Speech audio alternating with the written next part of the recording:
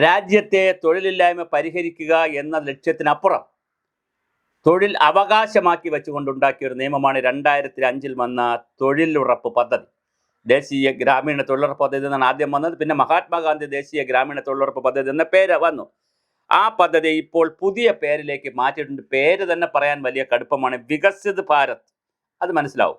Guarantee for Rozgar and Ajeevika mission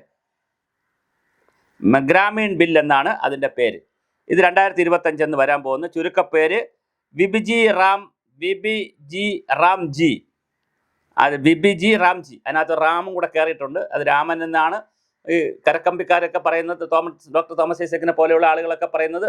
അതുപോലെ നമ്മുടെ reporter Arun പറയുന്നത് രാമൻ്റെ റാമാണെന്ന് പറയുന്നു. എന്ത് രാമൻ്റെ റാമാണോ റമ്മാണോ, അതിന് ഇപ്പം ജഗജീവൻ റാമിൻ്റെ റാമാണോ, എന്തായാലും ഉണ്ട്.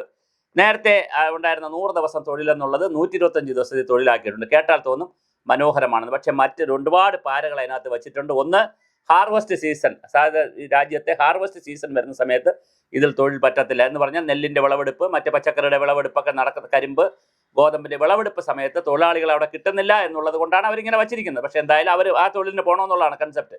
കേരളത്തിൽ അതൊക്കെ വലിയൊരു പ്രതിസന്ധി ഉണ്ടാക്കും, വലിയൊരു കുഴപ്പമുണ്ടാക്കുന്നതാണ്. വിളവെടുപ്പ് കാലത്ത് പറ്റത്തില്ല. അതിനേക്കാളൊക്കെ വലിയൊരു പ്രധാനപ്പെട്ട ഒരു പ്രശ്നം ഇപ്പോഴാണെങ്കിൽ മെറ്റീരിയൽ കോസ്റ്റിൻ്റെ 25% സംസ്ഥാനം വഹിച്ചാൽ മതി. ബാക്കി 75%, പിന്നെ ലേബർ കോസ്റ്റിൻ്റെ 75% അല്ല 100% സർക്കാരാണ് തരുന്നത്, കേന്ദ്ര ഗവൺമെൻറ്റാണ് തരുന്നത്. അതിനി മാറുകയാണ്. മാറുമ്പോൾ 40% സംസ്ഥാന സർക്കാർ വഹിക്കണം. മറ്റ് പദ്ധതികൾ പോലെയായി 60%. ഇപ്പോൾ ജലജീവ മിഷനൊക്കെ പോലെയായി 60% ആര് തരും? ജലജീവ മിഷൻ 40-60 തന്നെ. പിന്നെ ആര് തരും? കേന്ദ്ര സർക്കാർ 60% തരും, 40% കേരള സർക്കാർ വഹിക്കണം. അങ്ങനെ വരുമ്പോൾ 1500 കോടി രൂപയുടെ നഷ്ടമെങ്കിലും കേരള സർക്കാരിന് ചെലവഴിച്ചാൽ മാത്രമേ പറ്റുള്ളൂ. ഇതിനേക്കാളൊക്കെ പ്രധാനമായിട്ടുള്ള വലിയൊരു പാര വന്നിരിക്കുന്നത് പഞ്ചായത്ത് രാജ് സ്ഥാപനങ്ങൾക്ക് ഇഷ്ടമുള്ളതുപോലെ അവർക്ക് ഇഷ്ടമുള്ള കുളവും ഇഷ്ടമുള്ള തോടും ഇഷ്ടമുള്ള സ്ഥലങ്ങളും പറമ്പും ഒക്കെ കിളപ്പിക്കാമായിരുന്നു. ഇഷ്ടമുള്ള ആളുകളെ മേറ്റായിട്ട് വയ്ക്കാമായിരുന്നു. ഇഷ്ടമുള്ള ആളുകളെ തൊഴിലുറപ്പിൽ പങ്കെടുപ്പിക്കാനൊരു സ്വാതന്ത്ര്യം പഞ്ചായത്ത് രാജ് സ്ഥാപനങ്ങൾക്കുണ്ടായിരുന്നു.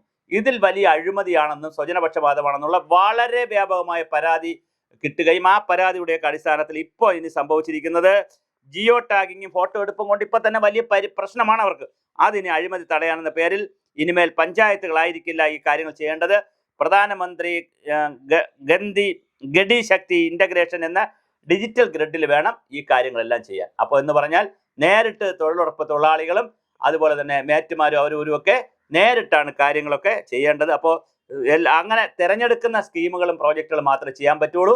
അതിനകത്തേക്ക് അപ്പോൾ കാര്യങ്ങൾ അപ്ലോഡ് ചെയ്യണം. അതിൽ നിന്ന് ഡേറ്റ കൊടുത്ത് ഡേറ്റാബേസിൽ മാത്രമേ കാര്യങ്ങൾ ചെയ്യാൻ പറ്റൂ. പഞ്ചായത്തിൻ്റെ ഒരു കളിയും നടക്കത്തില്ല. പഞ്ചായത്തിൽ എന്ത് ചെയ്യണമെന്ന് മോഡി ഡൽഹിയിൽ തീരുമാനിക്കുമെന്നുള്ളതാണ് ഐസക്കിനെ പോലുള്ളവരുടെ ആക്ഷേപം. എന്തായാലും ഇത് വളരെ വലിയ ഒരു പ്രശ്നമായിട്ട് ഇപ്പോൾ മാറിയിട്ടുണ്ട്.